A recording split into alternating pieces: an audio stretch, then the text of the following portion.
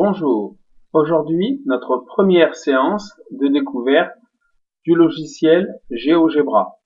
Donc après avoir installé GeoGebra, ici on a la version 5, on double-clique afin de l'ouvrir.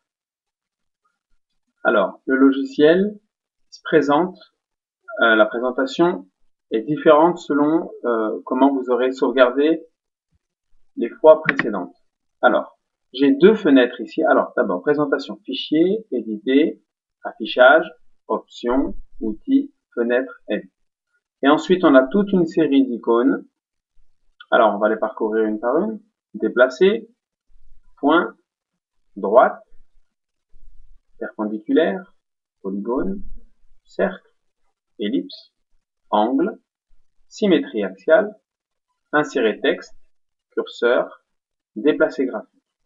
Alors, à l'intérieur de chaque icône, on a un petit triangle ici qui permet d'avoir une liste de tâches qu'on peut effectuer. Donc ici, point, point sur un objet, lier, libérer point, intersection, milieu ou centre, nombre complexe.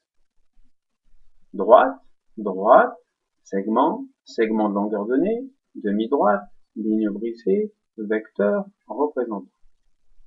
Perpendiculaire, parallèle, médiatrice, bisectrice, tangente, polaire ou diamètre, droite d'ajustement et lieu.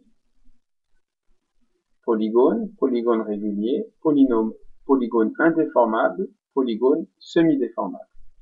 Cercle, centre-point, cercle, centre-rayon, compas, cercle passant par 3 points, etc.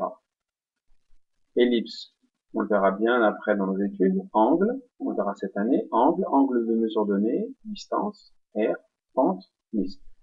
Symétrie, symétrie axiale, que vous avez dû étudier en CM1 et CM2. Symétrie centrale, qu'on verra en 5e. Et toute une série de transformations qu'on verra peut-être au collège. Ensuite, insérer un texte, curseur, et déplacer le graphique.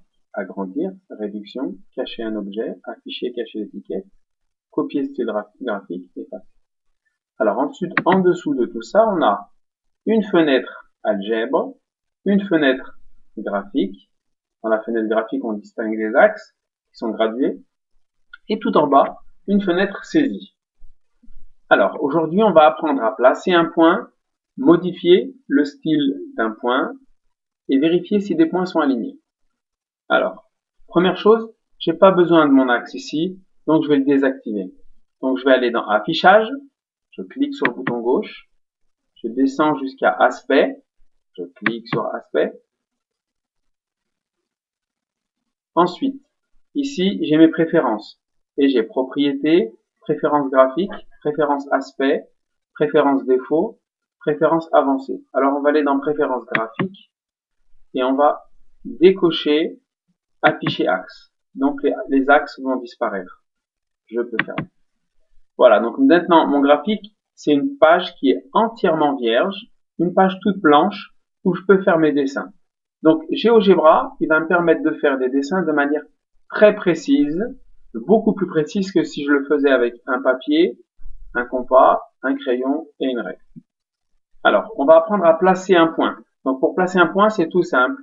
On vient cliquer ici sur l'icône et l'icône, maintenant, elle est devenue bleue. Alors, je choisis point ou alors je clique simplement là-dessus et je me rends sur ma page ici graphique et je clique à l'endroit où je veux placer le point. Donc, je clique sur le bouton gauche. Voilà, j'ai un point A. Alors, mon point A. Vous remarquerez que dans le cours, on a dit qu'un point, quand il était placé, il fallait faire une croix. D'accord? Ici, il y a un petit rond. Donc, on va faire clic bouton droit sur le point A et on va avoir toute une série de choses qui vont arriver.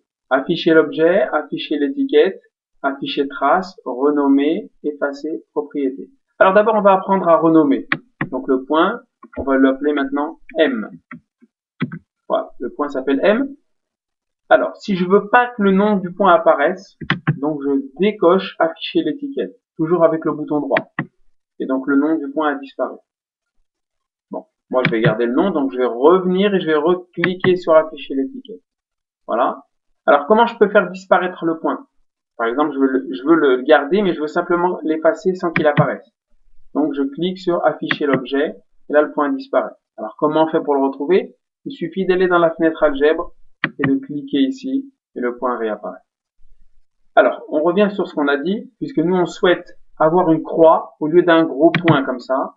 Donc on clique toujours sur le bouton droit et on va dans propriétés. Et ici dans propriétés, j'ai basique, couleur, style, algèbre, avancé et script. Donc je vais aller dans style et je vais demander le style du point, je vais demander une croix. Voilà. Alors la taille, on va mettre taille 3. Voilà. Voilà. Et donc ici, si je clique, voilà, j'ai le point M avec la petite croix comme si on avait fait ensemble en classe. Alors je vais placer un deuxième point. Voilà, celui-ci s'appelle A. Je vais changer son style. Je vais demander une croix encore une fois. Alors une croix un peu plus petite, à 3 toujours. Et voilà. Donc il n'y a pas besoin de sauvegarder quand on modifie le style d'un point. Alors ici, je vais déplacer les points. Donc je vais cliquer ici sur la petite flèche et je fais déplacer. Et donc je peux déplacer, donc je clique sur le point et je reste cliqué sur le bouton gauche et je peux déplacer ici mon point M. Voilà. Voilà, donc je viens de fabriquer, je viens de placer 2 points sur ma feuille. Alors je vais placer un troisième point ici. Hop, point. Je le place là. Ici, il s'appelle B. Je vais faire ma petite croix.